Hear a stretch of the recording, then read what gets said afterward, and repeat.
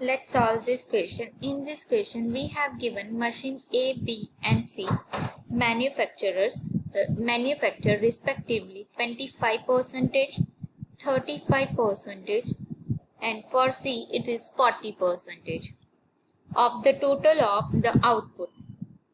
And here the defective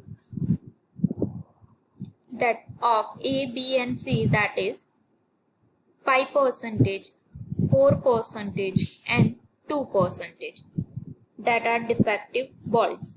Here we need to find that if the bolt is drawn at random from these product and it is found to be defective, then we need to find what is the probability that it was manufactured by machine A, B and C, that is equals to question mark.